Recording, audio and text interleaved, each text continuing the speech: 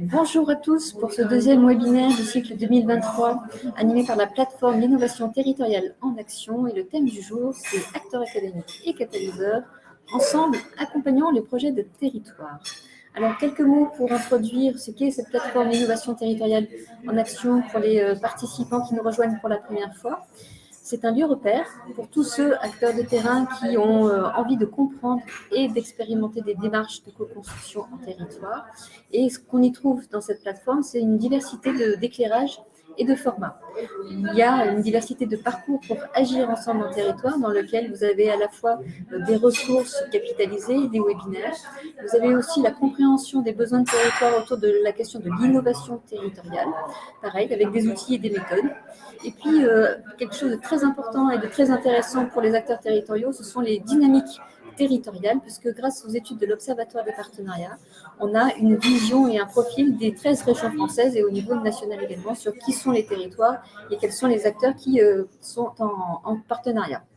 Enfin, vous avez le lien avec le réseau des catalyseurs territoriaux et d'autres ressources complémentaires issues de la plateforme ODD 17 en pratique et autres ressources institutionnelles.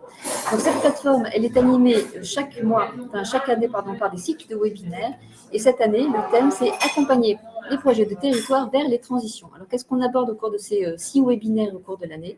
On va essayer de comprendre et de voir comment les différents profils d'acteurs locaux que sont les entreprises, les acteurs académiques, les associations, les citoyens, les collectivités et les investisseurs se mobilisent au service des projets de territoire. Et au regard de cette mobilisation, quels sont les rôles des catalyseurs à leur côté. Donc aujourd'hui, donc 13 avril, nous sommes dans un webinaire qui est dédié au lien, au pluriel, entre les acteurs académiques et les catalyseurs. Alors aujourd'hui, concernant le webinaire, on aura 3 temps principaux. Tout d'abord avec Joramo qui va nous expliquer le cheminement de Joramo avec le monde académique et de nous montrer quelle est cette mobilisation du monde académique en articulation avec son écosystème. Ensuite, on aura 2 témoignages, 2 éclairages complémentaires croisés sur justement l'engagement des acteurs académiques au service des projets de territoire. Et ces éclairages seront apportés à la fois par l'Institut pour la recherche de la Caisse des dépôts et la chaire Interaction d'AgroParisTech. Et enfin, en troisième temps, le retour d'expérience du catalyseur Coco Shaker qui se trouve en Auvergne. Et puis on terminera, comme d'habitude, sur la prochaine date du prochain webinaire. Alors sans plus attendre, je me retourne vers vous, cher Benoît Elsic, donc président fondateur du Rameau. Et dites-nous quel est ce cheminement avec le monde académique, cette mobilisation. Bonjour à toutes et à tous. Bonjour Élodie. Merci beaucoup pour cette invitation à venir témoigner d'un lien qui nous est très cher entre le monde académique et avec le monde des catalyseurs territoriaux et plus globalement des territoires. Alors, peut-être de rappeler que à l'occasion des 10 ans de l'Observatoire des partenariats qui a été créé en 2008 par la Caisse des dépôts et par le Rameau, nous avons souhaité, avec l'Institut pour la recherche de la Caisse des dépôts, réfléchir ensemble comment pouvoir mettre à disposition à la fois des chercheurs et des enseignants tous les travaux et tous les enseignements issus de cette coopération territoriale. Et nous avons engagé dès lors, en même temps que l'étude d'impact sur l'ODD 17 en France, nous avons engagé un chemin quinquennal avec le monde académique pour travailler ensemble, définir ensemble finalement quelle était cette place que le monde académique pouvait avoir pour contribuer à l'agenda 2030 des objectifs de développement durable, dont je rappelle que nous sommes à la fois tous impactés, tous concernés et tous mobilisés. Et donc c'est très intéressant, vous revoyez à travers ce petit schéma qui retrace les 5 ans sur lequel on a commencé à écouter en 2018, puis modéliser en 2019, puis éclairer en 2020, coélaborer en 2021 et valoriser en 2022. Tous ces éléments-là, vous les retrouvez à la fois dans les 2 carnets de recherche qui ont été publiés avec la Caisse des dépôts, dont le dernier du 29 janvier dernier, et puis dans le rapport qui vient d'être publié à l'occasion du dernier séminaire de recherche sur la co-construction du bien commun, où vous retrouvez l'ensemble de ces informations. Alors, qu'est-ce qu'on peut retenir en synthèse de ce cheminement de 5 ans? D'abord que le jouet collectif vu par les acteurs académiques académique que vous pouvez retrouver en synthèse dans la fiche repère sur les dynamiques des engagements des acteurs académiques. C'est vraiment le focus sur la question de la sémantique et l'importance de pouvoir partager autour des questions de sémantique. C'est vraiment un élément structurant qui est ressorti de ces 5 ans.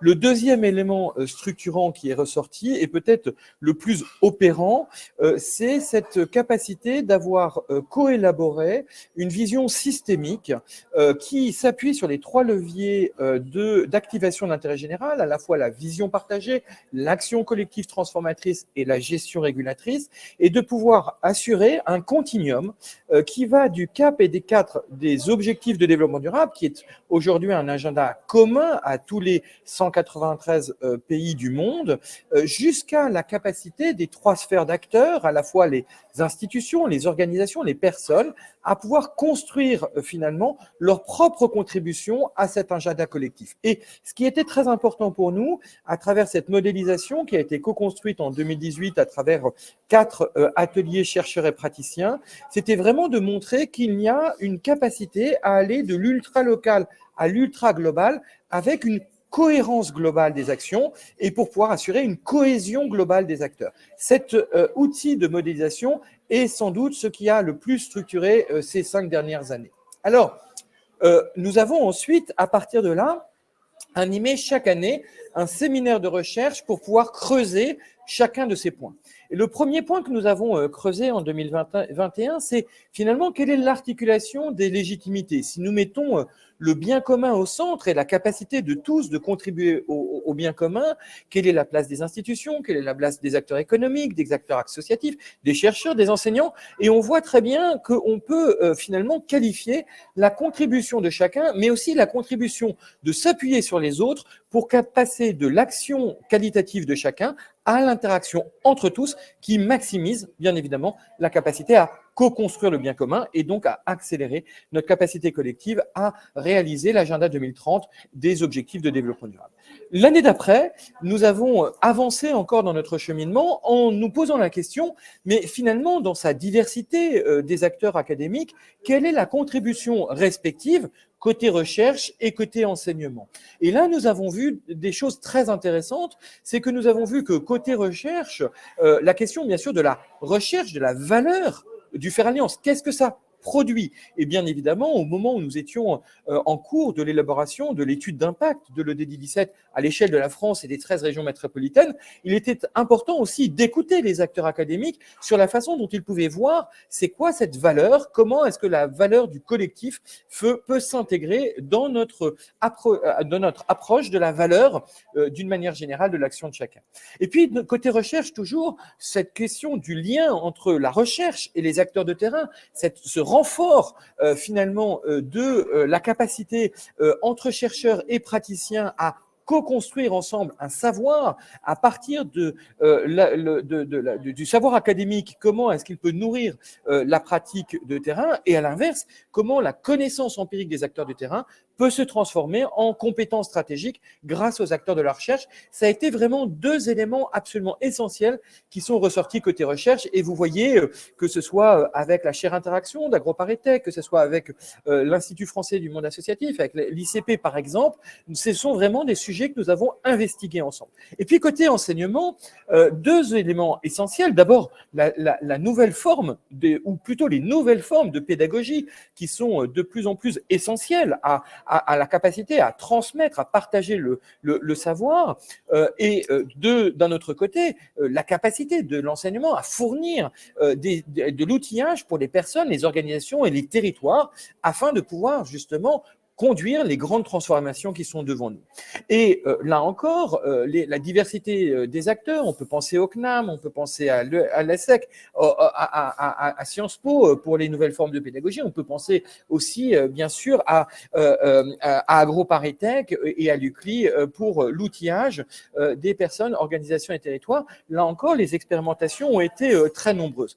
Et je vous invite à regarder avec attention ce schéma parce que vous voyez que finalement, les acteurs académiques, tant côté recherche qu'enseignement, sont à la fois touchés dans leur propre capacité à s'ouvrir dans leur écosystème, à faire une forme de responsabilité sociétale des acteurs académiques, que ce soit le lien entre recherche et praticiens ou l'outillage des acteurs. Mais ils sont aussi touchés dans leur propre cœur de modèle, que ce soit dans les modèles de recherche ou que ce soit dans les modèles de pédagogie. Donc, on voit bien que ces questions de la co-construction, ça n'est pas simplement une question de solidarité, de supplément d'âme ou de bonnes pratiques, c'est aussi le cœur des activités de chacun, et en l'occurrence des acteurs académiques, qui sont touchés par cette nécessité aujourd'hui d'apprendre à faire alliance et de découvrir pour soi et pour les autres, finalement, qu'est-ce que veut dire concrètement se faire alliance. Alors, ça nous amène à notre troisième séminaire de recherche, celui qui a lieu le 28 mars dernier, qui est donc encore tout frais. Et si nous mêlons finalement les 5 années de réflexion ensemble, nous avons à la fois une capacité à avoir éclairé de façon systémique des ODD à l'action individuelle et collective de chacun, mais nous avons aussi pu souligner un certain nombre de défis qui sont encore devant nous pour les 7 prochaines années de l'agenda 2030. Concernant la vision partagée, eh bien, c'est la question des projets de territoire, puisque finalement les territoires, c'est l'intérêt général à portée de main. Et pas plus tard qu'il y a 1 heure, dans le cadre des Jeudis de l'EDD17, le live en direct sur LinkedIn était avec Michael Restier, le directeur de l'ANPP Territoire de Projet, qui nous rappelait à quel point ces projets de territoire, c'est la capacité à se projeter à long terme. Le deuxième défi qui est devant nous, c'est celui de bien considérer finalement que les alliances sont un troisième pilier de tout modèle socio-économique. Il faut sortir de cette vision ancestrale que nous avions du capital-travail pour rentrer dans une logique d'un triptyque où bien sûr la partie des richesses humaines et la partie du capital et des financements est importante, mais la capacité à s'articuler avec son écosystème est bien évidemment devenue un troisième levier de tout modèle socio-économique pérenne. Et puis le troisième élément, c'est comment intégrer finalement cette question du faire ensemble dans notre modèle de gestion, que ce soit dans notre droit, la proposition de loi, par exemple, sur un droit d'alliance d'intérêt général, jusqu'à l'outillage de nos organisations de terrain est un élément déterminant. Alors, c'est d'autant plus intéressant de voir que ces 3 défis sont devant nous dans les 7 prochaines années de l'agenda 2030, que nous avons eu ce mois-ci des actualités qui les ont éclairés, que ce soit le rapport final du programme Impact 2018-2022 sur la partie de la vision, que ce soit le rapport d'évaluation du fonds ODD17 qui, durant 3 ans, a accompagné le financement de la feuille de route ministérielle de l'accélération des alliances d'intérêt général en France, avec particulièrement un financement de l'ingénierie territoriale, ou que ce soit, bien évidemment, à travers le rapport de la mission ministérielle au HCVA qui a été rendu fin mars pour rendre compte des 21 mesures qui ont pu être mises en place dans le cadre de cette mobilisation collective durant 3 ans de la feuille de route ministérielle. Et ce qui était particulièrement important et intéressant lors du dernier séminaire de recherche, c'est que nous avons pu avoir des témoignages extrêmement concrets et extrêmement inspirants sur chacun de ces 3 piliers d'activation de l'intérêt général, que ce soit la chère interaction sur la question de la vision partagée, et notamment de cette sémantique des territoires, que ce soit l'ICP et l'IFMA en ce qui concerne la différente façon d'appréhender la notion de valeur, et notamment la valeur écosystémique, ou que ce soit à travers le programme Priora de l'UCLI pour mettre en valeur la capacité aujourd'hui au plus près des territoires d'outiller les acteurs économiques et les acteurs publics. On voit bien l'importance de cette réflexion et de cette action avec les acteurs académiques qui réfléchissent ensemble pour savoir comment pouvoir travailler, outiller et apprendre des acteurs de territoire, d'où le lien aussi structurant et structurel que celui entre le monde académique et les catalyseurs territoriaux. Merci beaucoup d'avoir donné l'opportunité au Rameau de pouvoir témoigner de ces 5 ans de cheminement commun qui réellement articulent connaissance de terrain et compétences stratégiques au plus près des besoins des terrains. Merci beaucoup Charles Benoît et je pense que les témoignages qui vont suivre vont bien expliquer la contribution du monde académique à l'accompagnement de l'écosystème dont vient de parler Charles Benoît. Alors des éclairages croisés, on va en avoir deux sur justement cette mobilisation avec l'Institut pour la recherche de la Caisse des dépôts et la chaire d'interaction AgroParisTech. Alors concernant l'Institut pour la recherche de la Caisse des dépôts, soutient des programmes de recherche sur la question des territoires et aussi sur la question des enjeux de coopération. Et pour en parler, nous avons avec nous Diane de Maréchal qui est responsable enjeux territoriaux au sein de l'Institut. Alors Diane, quels sont vos constats sur cette mobilisation du monde académique et de la recherche en particulier et les enseignements que vous pouvez nous partager? Alors, bonjour à tous. Alors, Elodie, il y a une petite présentation. Si tu peux la diffuser, super. Merci beaucoup. Alors, donc, je me présente. Donc, moi, je suis Diane de Maréchal. Je fais partie de l'Institut pour la recherche de la Caisse des dépôts. Donc, comme l'a très bien dit Elodie, nous, on soutient, enfin, c'est un service, en fait, au sein de la Caisse des dépôts qui soutient des projets de recherche. L'idée étant de pouvoir, alors on n'est pas dans la commande, on est vraiment dans le soutien de projets de recherche qui existeraient, même si nous n'étions pas là, mais en tout cas, nous, ça nous permet de soutenir la recherche et puis également de pouvoir nous alimenter en interne et d'alimenter notamment nos métiers, puisque la Caisse des dépôts intervient sur les territoires et ça leur permet de bénéficier d'un certain nombre d'enjeux. Je vais les rappeler là dans le déroulé. Donc, moi, la présentation que je vais vous faire là, elle est un peu particulière parce que moi, je ne suis pas une chercheuse, je n'interviens pas en tant que chercheur. On n'est pas non plus une université, on soutient des projets de recherche, mais on a cet angle territorial. Et ce que je voulais partager avec vous aujourd'hui, c'est plutôt quelques réflexions dans le cadre de notre activité, notre vision qu'on peut avoir de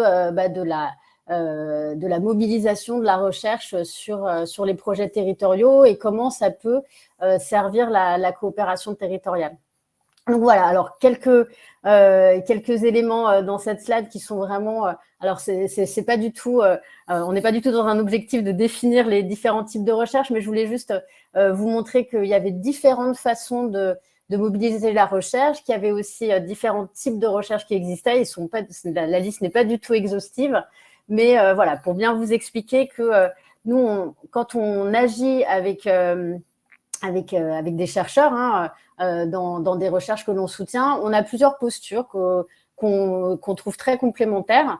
On a des postures de recherche-action, donc qui sont vraiment des analyses territoriales avec des terrains d'application, de l'interterritorialité, donc ce qui permet d'aller voir sur différents territoires en fait comment les choses fonctionnent. Alors Laurent Lily va intervenir tout à l'heure aussi, je crois, sur la notion de territoire, qui est un vaste sujet, mais en tout cas l'idée de pouvoir avoir un champ d'expérience et d'expérimentation assez large.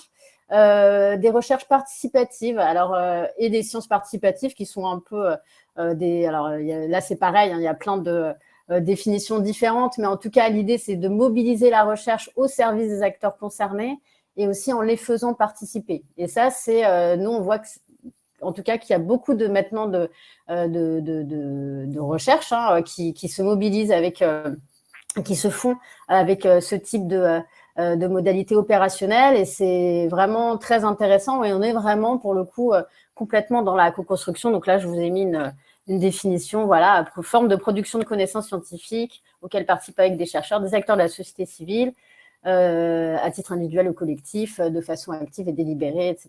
Voilà, donc ce type de recherche-là existe. Il y a aussi la recherche appliquée, donc là, qui va vraiment agir au bénéfice, on va dire, d'un groupe d'acteurs, d'un sujet et qui va apporter et fournir des conclusions et des recommandations pratiques, donc qui a vocation à pouvoir être appliquées. Et puis, je voulais évoquer aussi avec vous deux autres sujets sur lesquels nous, qu'on soutient et qu'on trouve vraiment intéressants dans le cadre du développement territorial, c'est la question des communs et comment les chercheurs ils se mobilisent dans cette question des communs, c'est-à-dire la définition et la mise en œuvre par une communauté d'une gouvernance autour de l'accès et l'usage d'une ressource. Et puis, d'autres modalités qu'on trouve plutôt intéressantes et que je voulais partager avec vous, des programmes de recherche nationaux en lien avec les collectivités locales parce que les collectivités sont aussi de plus en plus friandes donc d'où l'intérêt vraiment de la recherche dans la co-construction, d'avoir un regard académique. Je vais en parler après, il y a de forts enjeux de transformation qui les percutent directement. Et on a des programmes de recherche qui existent, par exemple, POPSU Territoire, qui est un programme de l'État qui, avec des collectivités, permet de mobiliser des recherches sur des temps qui sont relativement courts, qui sont à peu près de 18 mois. Voilà. Et donc, ça veut dire qu'on va avoir de la recherche qui de plus en plus agit avec les territoires et qui va prendre une diversité de postures. Tu peux passer à la slide d'après, s'il te plaît. Merci beaucoup. Et là, je vais vous donner des exemples. Alors, vous avez l'impression que ça va faire un peu de la pub parce que c'est tout ce qu'on produit avec nos partenaires, mais nous, on valorise ce que les autres font. Mais en tout cas, je voulais vous donner quelques exemples pour que vous compreniez mieux à quoi peut servir la recherche dans des actions de coopération territoriale. Alors, pour moi, c'est ma vision à moi, pour moi, la première chose, c'est comprendre l'existant. Donc, par exemple, on va avoir un certain nombre de partenariats qui vont permettre de mieux appréhender l'existant, de mieux le comprendre. Par exemple, on a un partenariat avec le CNAM et un observatoire des impacts territoriaux. Alors, au début, c'était de la crise, avec la crise du Covid. Maintenant, c'est des crises parce qu'elles sont successives et on ne sait pas où ça va s'arrêter, mais qui permet d'avoir une vision de son territoire, une vision, une compréhension des enjeux. Je vous ai mis à droite là un exemple aussi avec le CREDOC, avec lequel on va regarder un peu quels sont pour comprendre qui vit sur son territoire, quelles sont les attentes des habitants de mon territoire, des études qui sont sur les enjeux de mobilité, la gestion de l'eau. Là, on va en sortir une sur les trajectoires résidentielles. On avait aussi, vous le voyez, une étude sur la crise énergétique, comment les personnes réagissent en fait à la sobriété et aux différentes contraintes. Et puis des recherches qui sont aussi des compréhensions de grands sujets, un peu de fond. Donc là, je vous en ai mis quelques-uns. On va travailler avec différents think tanks qui font intervenir de la recherche sur qu'est-ce que c'est des métropoles low-tech. Donc là, par exemple, c'est avec le labo de l'ESS, des analyses sur le bio qui plie mais ne rompt pas. Donc ça, c'est aussi des sujets d'actualité et ça peut intéresser les territoires de comprendre un peu quels sont les enjeux par rapport à ça. Donc ça, c'est avec Terra Nova ou alors avec l'IDRI, qui est un institut de recherche sur l'alimentation et voilà. Donc et l'agriculture. Donc vous voyez une première partie qui est importante, je pense, qui peut être une posture du chercheur, c'est vraiment comprendre l'existant. On peut passer à la troisième slide, pardon. Et puis, il y a un sujet d'apporter un regard sur des territoires en nécessaire transformation. Donc là, on est vraiment dans le sujet des défis environnementaux, sociétaux. Et donc là, je vous ai mis quelques exemples de partenariats, mais je pense que c'est vraiment quelque chose qui rend encore plus la recherche utile. Nous, on l'utilise énormément notamment pour apporter un regard et puis aussi identifier des signaux faibles de transformation.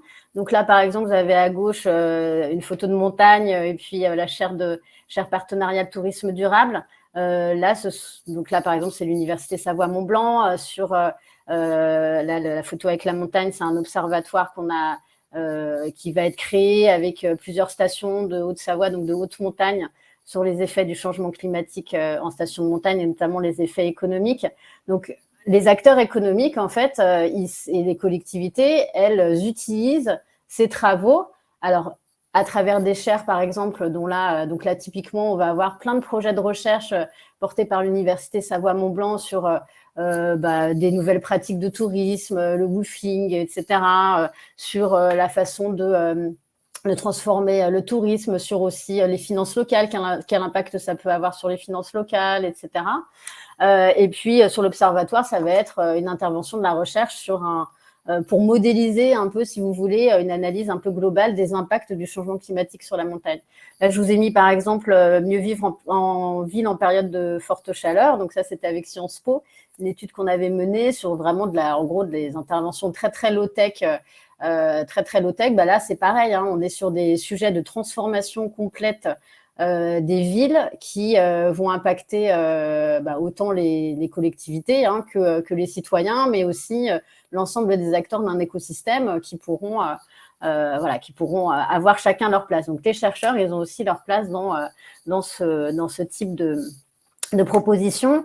Et puis là, je vous ai mis à côté deux éléments. Donc, un premier, bien entendu, sur les territoires qui sont en gros défis environnementaux, hein, on a le littoral. Alors, ouais, juste on reste là-dessus 2 secondes.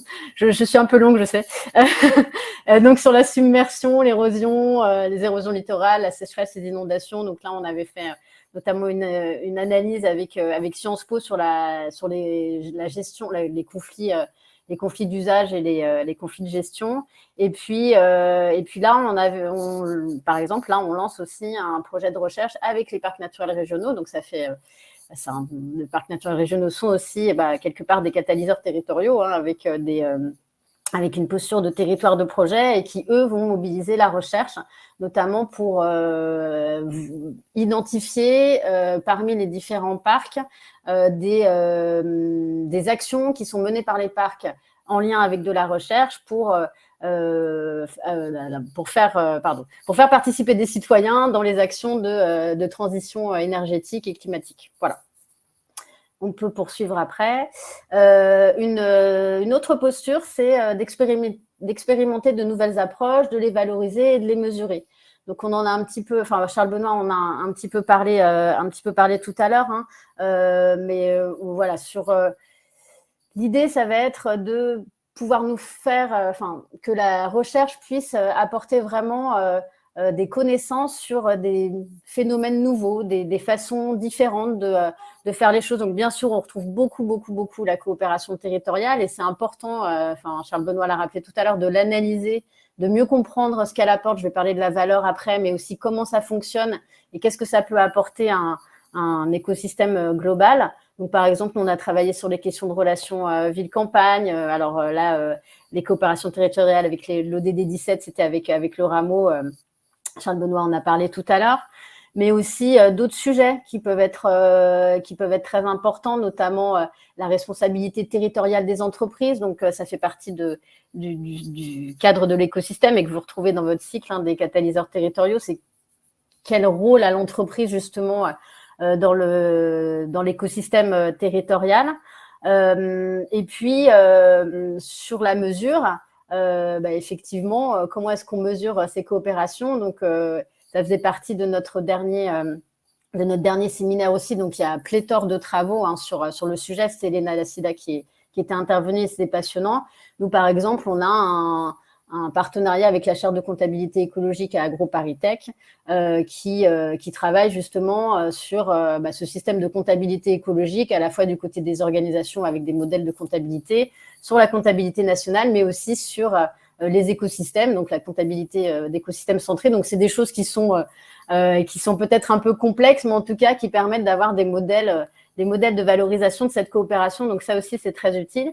Et puis, je vais aller très vite sur les derniers, hein, mais sur les nouvelles approches aussi de coopération, moi, il me semble que les communs sont un sujet vraiment important. On va sortir là, dans le mois, hein, dans les semaines qui viennent, une étude qu'on a réalisée avec la COP des communs qui a mobilisé de nombreux chercheurs hein, sur cette question et sur le rôle notamment des collectivités locales pour une transition écologique et solidaire. Et je vous invite à le lire parce que c'est vraiment passionnant et je pense que voilà, par rapport à votre métier, à votre posture, c'est quelque chose qu'on peut intégrer, surtout que c'est très à la mode maintenant, donc c'est très bien.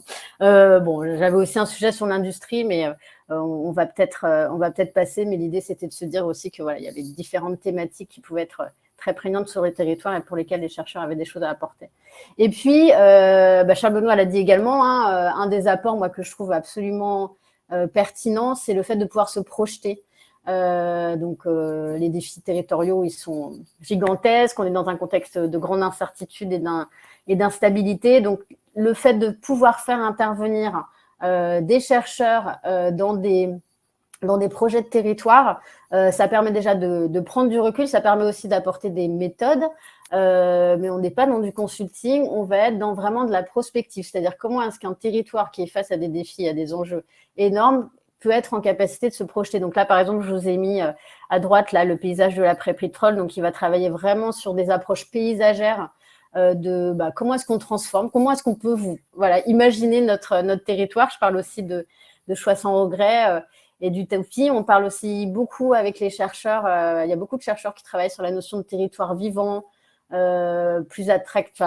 On parle plus de territoire attractif ou de résilient, mais vraiment de territoire vivant, c'est-à-dire qui réintègre la nature et l'ensemble de l'écosystème dans sa conception.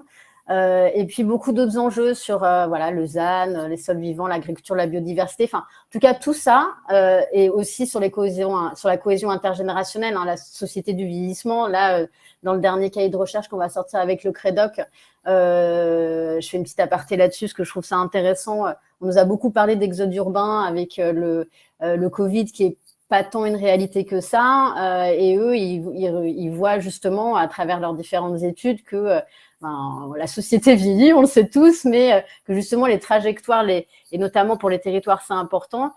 Ces personnes qui sont en retraite, qui arrivent là à la retraite, vont partir de plus en plus vers des territoires ruraux notamment, et donc ça questionne bien entendu les territoires sur la façon dont on accueille ces populations qui ne sont pas des populations d'actifs ni de familles, etc., qui ont des besoins particuliers d'accès à la santé et tout et tout. Voilà. Donc ça, c'est pour vous dire aussi que la recherche peut aussi aider à se projeter sur la mobilité décarbonée, etc. Et puis, je vous ai mis un petit encart sur la démarche One Health sur laquelle on travaille là, en ce moment. Enfin, on vient de lancer une étude qui est sur la question de santé globale. Donc, c'est comment est-ce que, donc c'est marqué à quoi ressemblerait notre monde si nous étions pleinement conscients et organisés autour des interdépendances qui lient santé humaine à celle du non-vivant et des écosystèmes. Donc, vous voyez, c'est un sujet très prospectif. On travaille, par exemple, eux, ils travaillent avec des écoles de design, etc. Mais c'est aussi ça, la recherche, c'est aussi prendre un peu de hauteur et pouvoir imaginer le territoire de demain. Et le slide d'après... Voilà, et donc simplement, alors je ne vais pas du tout répéter ce qu'a dit Charles Benoît parce qu'il l'a très bien dit tout à l'heure, donc je ne me permettrai pas. Mais juste pour vous rappeler qu'effectivement, nous, on a lancé avec le Rameau ce cycle de séminaires qu'il a rappelé tout à l'heure, donc sur la co-construction du bien commun, et puis le dernier qui était vraiment sur les projets de territoire, avec le rôle de la recherche et des enseignants dans cet écosystème. Moi, ce que je retiens, en dehors de tout ce qu'a dit Charles Benoît, c'est que par rapport à cette mobilisation des acteurs académiques dans les projets de territoire et par rapport aux catalyseurs territoriaux, moi, les difficultés, parce je viens de parler de tous les avantages que ça pouvait avoir globalement. La difficulté, c'est le temps. Le temps de la recherche, il n'est pas toujours celui du temps de l'action. Donc, il faut savoir faire intervenir ces chercheurs, ou en tout cas ce monde académique à un bon moment, ou en sachant qu'on est sur du temps long. Mais moi, je pense que le temps long est très important, parce qu'à la Caisse des dépôts, nous, on est sur le long terme, donc c'est très bien. Sur le langage et la compréhension, c'est un effort des deux côtés. Et nous, je sais que les chercheurs aiment beaucoup, justement, travailler. Nous, on les fait aussi travailler sur des modes de communication de leurs travaux qui soient plus accessibles. Et ça, c'est un vrai enjeu. La posture, c'est pas je le disais tout à l'heure, c'est pas un consultant, mais c'est pas non plus quelqu'un qui regarde en haut et puis qui observe sans partager les résultats qu'il aura pu avoir. Donc, il y a une posture à trouver qui est parfois un petit peu complexe dans l'écosystème. Et puis, cette place dans l'écosystème, Charles Benoît parlait tout à l'heure de légitimité. Bon, c'est le cas pour tous les acteurs d'un écosystème, on en est bien conscient. Mais voilà, parfois, c'est un peu compliqué. Et il y a des historiques et de la sociologie qui fait que d'un côté ou de l'autre, la place n'est pas toujours évidente. La question des livrables aussi et de l'applicabilité. Donc ça, c'est important. Alors, je mets livrables entre guillemets parce qu'on n'est pas dans du consulting, c'est pareil. Mais aussi, quels objectifs on se donne. Vraiment, on est dans de la co-construction et ça, c'est vraiment important. Quels objectifs on se donne pour cette application de la recherche dans les projets de territoire. Et puis, une difficulté de financement, mais ça Ça, je pense qu'on en est tous conscients, mais c'est vrai qu'on est sur des projets de recherche assez longs, avec des budgets quand même relativement importants. Hein. C'est beaucoup de temps humain, mais relativement important, avec parfois pas mal de déplacements, etc. Donc, c'est aussi un sujet, et les financements, ils ne sont pas toujours simples à trouver. Voilà. J'espère que je n'ai pas été trop longue. Merci pour votre écoute, et puis à votre disposition si vous avez des questions. Merci Diane, c'était passionnant, et c'est surtout d'avoir donné une vision globale des différents apports du monde académique et plus particulièrement de la recherche. Ils sont très intéressants et surtout très complémentaires par rapport aux différents témoignages, et notamment à celui de Laurent Lély, qui est directeur de la chaire Interaction et qui va pouvoir notamment illustrer ce que disait Charles Benoît tout à l'heure entre le lien entre la recherche et le terrain, et le fait de pouvoir outiller aussi des territoires. Donc Laurent, est-ce que vous pouvez nous dire ce lien, ces différents liens entre les acteurs de la recherche et plus globalement du monde académique avec le terrain? Et je suis à votre disposition également pour passer les slides. Merci Elodie, bonjour à tout le monde. Merci, je vais essayer de faire dans le temps que vous m'avez alloué, où on peut passer la diapo d'après. Alors aujourd'hui, j'ai pris le parti de partir justement d'une recherche académique qui convoque la relation à un territoire et à ses acteurs. Donc j'ai pris l'exemple d'un programme de recherche qu'on a fini avec ma collègue Célia Auquier en fin 2022. Vous avez l'acronyme du programme sur la slide: réorienter, réinventer, relier les différentes ressources d'un territoire à ses acteurs. Et c'est un programme qui avait eu le soutien du FEDER et du FNADT Massif Central pendant 3 ans. Slide suivante. Merci.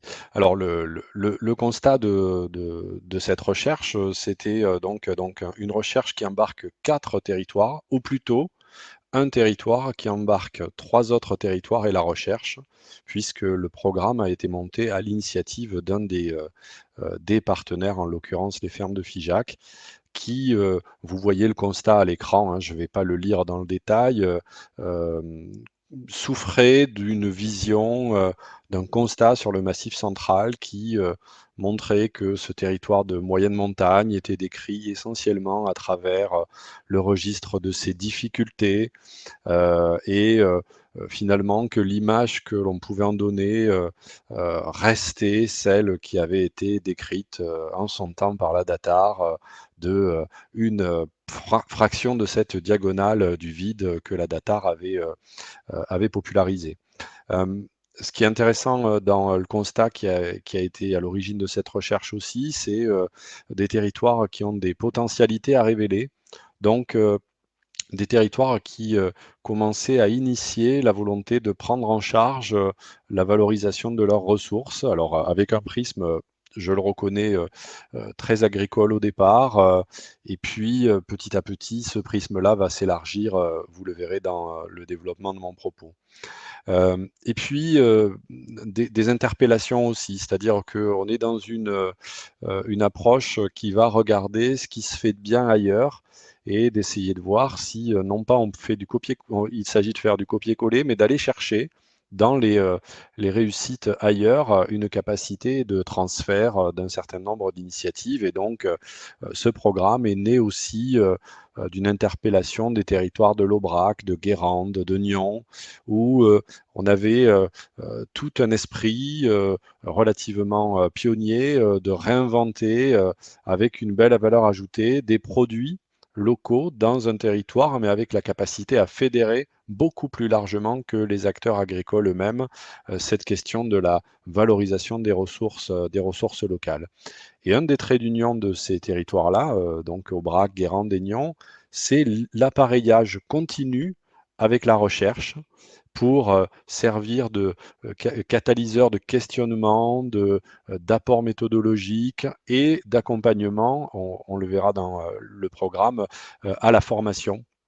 Tout au long du programme, les chercheurs sont dans une situation de co-apprentissage avec les acteurs locaux. Donc, un travail autour de ce programme-là, vous pouvez passer, Elodie, sur la slide suivante, qui visait à révéler et valoriser durablement les atouts des territoires donc, de ce programme, avec une méthode qui qui est intéressante et qui vient pas de la recherche. J'insiste là-dessus parce que en fait, nous, on est arrivé avec ce cahier des charges dans le programme. Les territoires voulaient d'abord connaître leur histoire et la partager pour se projeter dans l'avenir, se réapproprier le paysage comme un outil de réenracinement et de lien social, créer de nouvelles valeurs porteuses d'attractivité et de mieux-être. Je reviendrai dans la conclusion sur la question de l'attractivité. Et puis partager ensemble les résultats pour se challenger, pour essayer de progresser ensemble vers une amélioration de leur pratique. Du coup, et je vous assure que je ne l'ai pas écrit pour faire plaisir à Élodie ou à Charles Benoît, on avait un projet catalyseur d'un projet collaboratif entre des acteurs du développement économique des territoires et la recherche. C'est tel que je vous l'énonce là, que les acteurs sont venus nous chercher avec la commissaire de Massif qui s'appelait Frédéric Gomez à l'époque. Vous pouvez passer, Élodie. Alors, les objectifs et la méthode. Alors, je dirais que donc on était bien dans une posture de recherche-action, en essayant de travailler au renforcement de l'attractivité de ces territoires avec un prisme qu'on a là volontairement défini avec ma collègue à l'époque. On a voulu travailler à l'identification et la qualification de ce qu'on a dénommé des marqueurs territoriaux. Donc, on a essayé de travailler à l'identification de ce concept, à la définition de ce concept-là, qui avait été finalement assez peu exploré dans la littérature scientifique sur les 30 dernières années. Il y a quelques papiers, mais il n'y a pas grand-chose sur ce sujet-là. Et ce qu'on a essayé de faire, c'est de définir cette méthode-là en construisant une méthode que les acteurs pourraient eux-mêmes utiliser pour définir par eux-mêmes ce qui peut faire marqueur sur leur territoire. C'est-à-dire, on n'est donc pas venu avec une vision experte qui vient dire ce qui faisait qualification de marqueur, et on a plutôt construit une méthode qui permettait donc aux chargés de mission des territoires avec lesquels on a travaillé d'animer localement des arènes de discussion, d'échange et de structuration de ce qui faisait marqueur.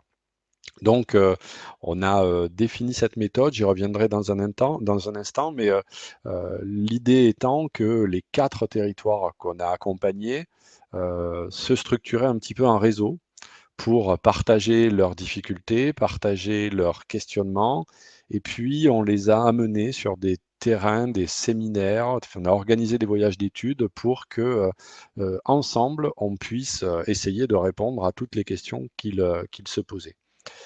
On a co-construit donc cette méthodologie de qualification des marqueurs, et puis on a accompagné les collectivités et les chargés de mission en les formant. On les a formés à des dispositifs d'enquête, on les a formés aux techniques d'animation, et puis on a encadré avec eux un certain nombre de stages. Vous pouvez passer, Élodie.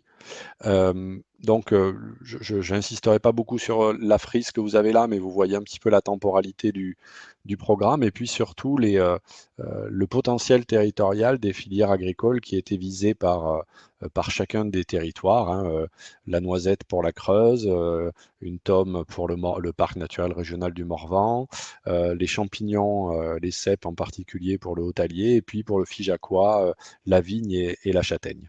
Ça vous plaît, hein. On peut passer, Élodie. Donc, un exemple, donc on a, avec ma collègue, construit une vidéo pour former les chargés de mission à remplir une grille relativement exhaustive de qualification des marqueurs, avec, je n'ai pas le temps de la décrire, mais une double lecture qui permettait d'essayer d'objectiver ce que voulait dire le marqueur en le passant au crible d'une grille en radar telle que vous avez à l'écran.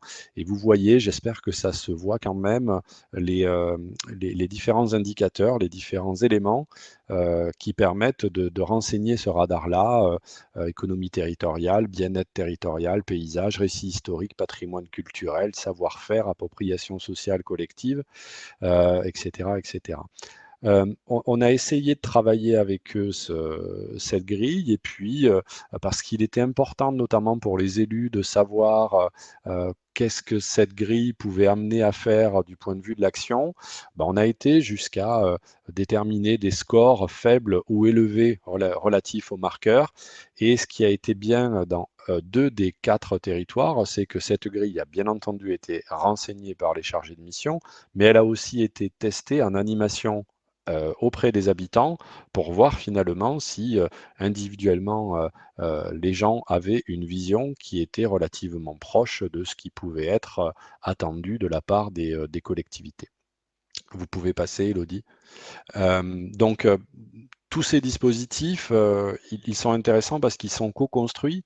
Ils posent plein de questions du point de vue des chargés de mission, ce qui nous a obligés, au fur et à mesure de la recherche, de faire une réunion par mois, recherche et territoire, pour essayer de partager les difficultés justement à entrer dans une méthode d'accompagnement par la recherche pour les chargés de mission des collectivités. Je dois dire qu'au début, ça a été assez fastidieux parce que on avait plus de questions qui nous étaient adressées directement pour essayer de les rassurer. Et progressivement, ils se sont partagés des questions entre eux. On était plutôt observateurs des réunions et plus du tout en fait à l'animation d'une vision assez descendante de la recherche vers les territoires. Bon, je vous avais à l'écran quelques-uns des dispositifs qu'on a mobilisés. On a fait des voyages d'études en dehors des territoires sur lesquels nous avons travaillé. Nous avons fait des animations locales sur des thématiques liées au programme. Et puis, les deux derniers points que vous avez à droite sur la slide, je voudrais juste insister un petit peu. La plaquette de valorisation de la démarche marqueur et le film, ce sont des livrables de valorisation qui avaient été demandés, bien entendu, par les financeurs, mais qui ont été définis, co-construits et accompagnés jusqu'au bout par les chargés de mission eux-mêmes. Et nous, du point de vue de la recherche, on a finalement été juste des tiers veilleurs de la cohérence d'ensemble, mais on a deux produits de valorisation complètement organisés, maîtrisés par les chargés de mission, et quelque part, c'est aussi pour eux une autre indication de la valeur ajoutée du travail avec la recherche, c'est-à-dire on n'est pas uniquement sur l'action, sur le projet, quelque chose qui va se voir sur le territoire, on est aussi sur la capacité à valoriser une ingénierie. Vous pouvez avancer, Elodie, j'espère que je suis encore dans les temps. Il doit rester 3 slides. Les plus-values du processus de recherche. D'abord, une vision un peu bottom-up. Le projet est issu des territoires, il est approprié par eux, il est co-construit, il est contextualisé entre eux. Donc, il y a vraiment un enrichissement spontané qui se fait et il fonctionne encore en réseau aujourd'hui, ces acteurs-là. La transversalité, donc cette question de la mise en réseau qui est inspirante. On a fini le séminaire par une journée d'études à Aubrac avec André Valadier, que certains doivent connaître, et tous les chargés de mission ont pris la parole à la tribune pour pouvoir exprimer les résultats du travail. Donc je pense que c'est très très important. Et puis de l'essaimage, parce qu'on a une méthode qui existe, qui est publiée, et donc des résultats qu'on espère transférables sur d'autres territoires demain. Vous pouvez avancer. Les manques, ça surprendra pas grand monde, je crois qu'on les connaît. La question du temps, Diane de Maréchal en a parlé tout à l'heure. Le temps des collectivités n'est pas le temps de la recherche-action, le temps des financeurs n'est pas le temps de la recherche-action. On peut le prendre dans tous les sens, mais c'est une réalité. La question d'attractivité, alors on a mobilisé cette notion-là parce qu'elle faisait partie de la ligne de financement du FEDER. Et donc, bon, est-ce que quelque part le concept n'est pas dépassé parce que lié à l'économie de marché et peut-être pas assez à l'économie des liens. Mais en tous les cas, ça a été une vraie difficulté de faire travailler les acteurs locaux sur cette question de l'attractivité. Il y a eu de la résistance. Question de formation. Les chargés de mission aimeraient pouvoir bénéficier d'un accompagnement plus régulier de la recherche-action. C'est-à-dire, quelque part, on les a encore eus, pour l'anecdote, la semaine dernière au téléphone parce qu'ils ont lu un des papiers qu'on a valorisé de cette recherche-là dans une revue académique et ils voulaient en discuter. Voilà, donc pour nous, ça montre bien qu'il y a peut-être un besoin d'ingénierie, d'accompagnement plus régulier. Et peut-être pour finir, la dernière diapo. Alors pourquoi je vous ai présenté cet exemple-là, en fait, plutôt que de vous présenter la question de la démarche territoire qu'on a engagée avec le Rameau, la Chaire et la Fondation des territoires, c'est parce que je pense qu'une recherche comme celle-là parle de territoire. Elle parle de territoire. Alors, je vous ai mis des éléments par rapport à ce que je pense être une approche territoriale aujourd'hui, à travers la définition d'Alain Corboz. Le territoire n'est pas une donnée, il résulte de divers processus plus ou moins coordonnés. Il s'établit des relations d'aménagement et de planification avec les populations qui l'occupent. Le territoire est donc une construction, mais aussi un projet. Cette définition, elle m'intéresse parce qu'elle croise à la fois le fait que le territoire est inscrit dans l'histoire, et donc ça revient avec le cahier des charges initial des collectivités qui sont venues nous chercher avec ce besoin-là. Le territoire et patrimoine, c'est les valeurs qui signifient de l'histoire, des lieux, des objets, des produits agricoles à forte valeur ajoutée. Et puis, le territoire, c'est un espace de représentation sociale qu'il faut animer et enrichir et confronter. Parce qu'en fait, on se rend compte que si l'attractivité a été une notion qui a été un peu récusée par les territoires, c'est probablement parce qu'elle donne le sentiment qu'elle ne valorise que finalement une partie de ce qu'est la richesse du bien vivre et du bien-être territorial. Et donc, ça nous paraissait intéressant de le mentionner. Je crois que j'ai fini. Je vous remercie. Merci beaucoup, Laurent, pour votre témoignage. Et je pense que le retour d'expérience de Coco Shaker va faire écho à ce que vous disiez de votre propre programme réacteur. Alors, je laisse la parole à deux interlocuteurs de Coco Shaker, donc catalyseur en Auvergne, donc de la même région que Laurent, puisqu'on a avec nous Marion Audissac, directrice de Coco Shaker, et Léo Pérez, qui est à la fois chargé de mission développement territorial et doctorant en CIFRE au CLERMA. Donc, Marion et Léo, je vous laisse la parole. Super, merci beaucoup. Merci aussi Laurent, ça m'a donné envie d'en savoir un peu plus. Du coup, Coco Shaker, pour rapidement resituer qui nous sommes, donc on est une structure d'accompagnement située en Auvergne euh, et on accompagne des entrepreneurs sociaux. Donc vraiment la logique des personnes qui souhaitent répondre à des besoins sociaux et environnementaux sur leur territoire par le mode entrepreneuriat, donc par la création d'une entreprise. Ça, c'est notre métier historique et on verra après que on essaye justement d'aller un peu au-delà de cet accompagnement. Coco Shaker, on existe depuis 2015. Si vous pouvez changer de slide, Elodie. En quelques chiffres, là, un peu plus de 100 entrepreneurs accompagnés, avec un fort taux de création, puisqu'on est sur la création d'activités individuelles. Puis voilà, l'entreprise aussi grossit au fil des années. Première session d'accompagnement en 2016. En 2020, un premier accompagnement dans l'Allier. Donc ça, c'est dans une vraie logique de développement territorial où nous, on s'est créé à Clermont-Ferrand pour que ces entrepreneurs avec des besoins particuliers puissent être accompagnés sur leur territoire. Et lors de notre développement dans l'Allier, c'est de la même logique, c'est d'aller au plus près des besoins des entrepreneurs sociaux et donc de plus près de leur terrain aussi d'exploration et d'action. Après, on a développé en 2021 deux autres parcours d'accompagnement. Donc là, on est vraiment sur la logique du niveau d'avancement dans le parcours de création d'entreprise. Et en 2023, on lance, et ça, c'est un sujet dont Léo vous parlera un petit peu plus après, l'épicerie des idées. Donc, un nouveau métier pour nous et également un accompagnement de proximité dans la Haute-Loire. C'est nos enjeux 2023. Rapidement, des exemples pour montrer de quoi on parle quand on parle d'entrepreneuriat social. Ça peut être très large. On a autour de l'écotourisme, de la forêt des arbories, comment voilà, un parc de loisirs peut impacter au minimum son lieu d'action. 630 degrés S autour de la signalétique adaptée sur des lieux de vie comme ici les piscines de la métropole clermontoise ou encore le Clos La Bruyère en Haute-Loire sur une colocation pour seniors et le Bouillon, qui est un café itinérant dans l'Allier, en zone rurale, autour des sujets d'alimentation durable. Donc, des besoins sociaux très différents et donc des réponses à ces besoins sociaux également très, très différents. Coco Shaker, là où on se positionne sur ce territoire-là, si vous pouvez changer de slide, Elodie. vraiment en tant qu'acteur du territoire. Donc, nous, on est exclusivement en Auvergne, on a des alter ego côté Rhône-Alpes, mais nous, on est exclusivement sur ces 4 territoires-là et impliqués dans l'écosystème de l'innovation, de l'entrepreneuriat et de l'économie sociale et solidaire.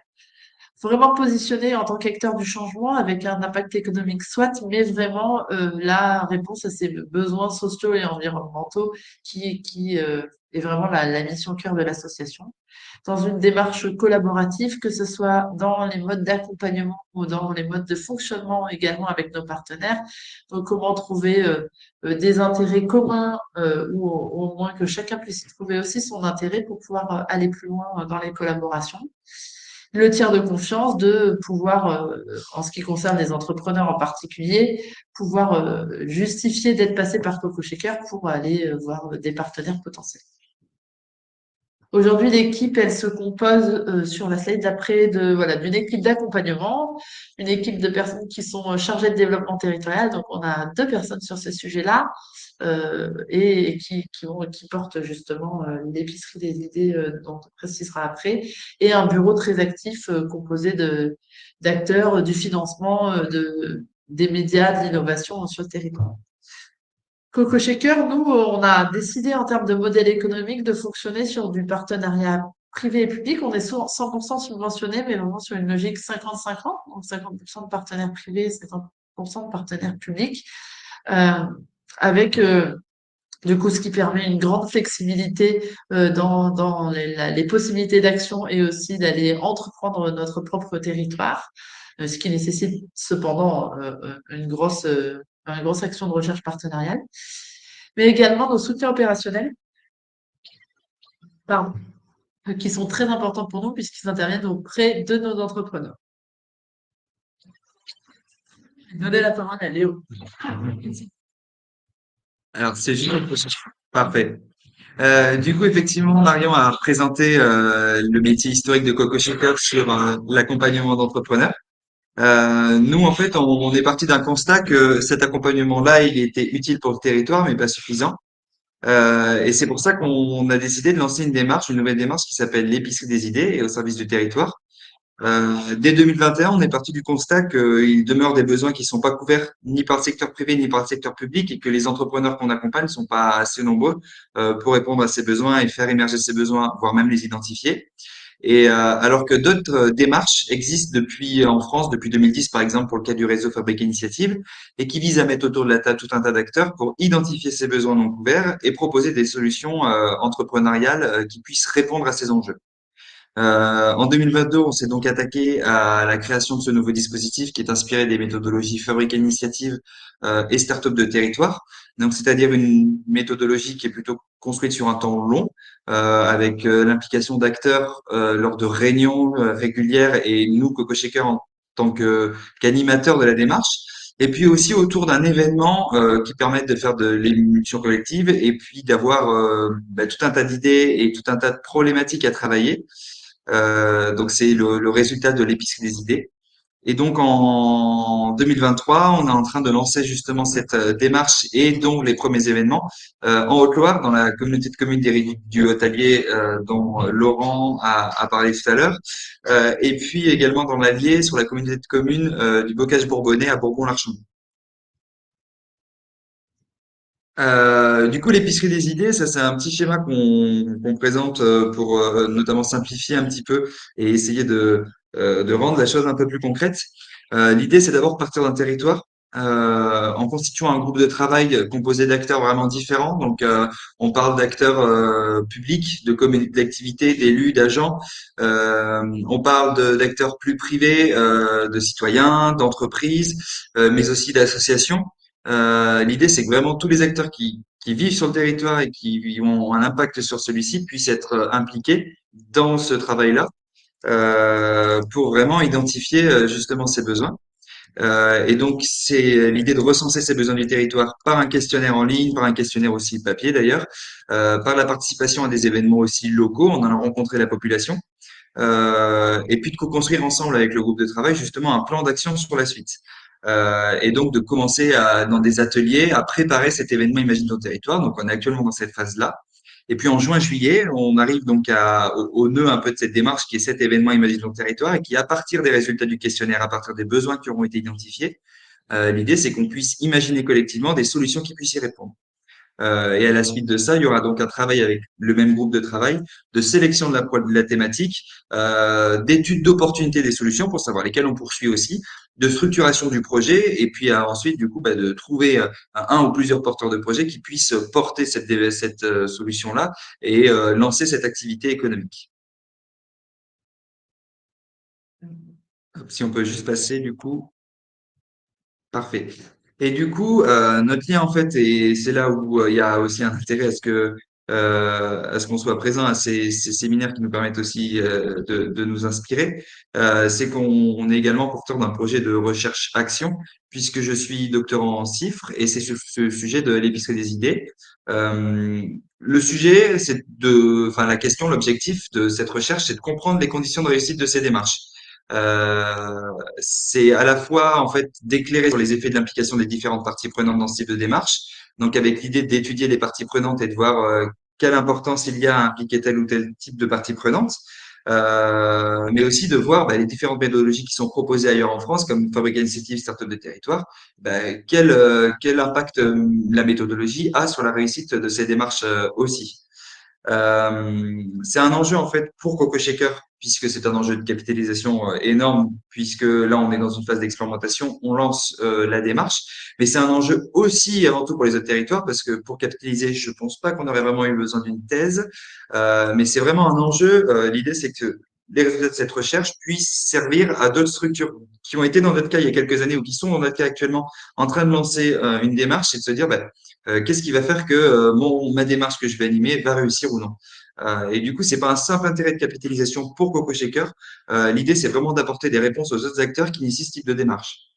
Et puis, par la méthodologie qu'on propose et par la montée en généralité de la méthodologie de la thèse, ça permet aussi de confronter vraiment nos pratiques avec celles des autres territoires, puisqu'on fait partie d'un réseau, et vraiment en fait de prendre le territoire Varna comme un espèce de laboratoire où on va pouvoir nous expérimenter ça et puis le confronter avec ce qui se fait sur d'autres territoires ruraux, parce que c'est aussi la spécificité de cette démarche qu'on anime. Et je pense que ça va être très nourrissant à la fois pour nous de s'inspirer des autres et puis des autres de voir aussi les résultats de notre expérimentation. Et du coup, le cadre de cette thèse, elle est accompagnée par différents acteurs. D'abord, l'Association nationale de la recherche et de la technologie, donc la NRT, qui permet ce dispositif CIF. Ça veut dire qu'il y a eu une phase où on a postulé puis on a été retenu. Et puis, le laboratoire dans lequel je m'inscris, c'est le CLERMA, qui est un laboratoire en sciences de gestion à Clermont-Ferrand. Voilà. Est-ce qu'on peut passer à la slide suivante? Eh bien, c'est bon. Voilà.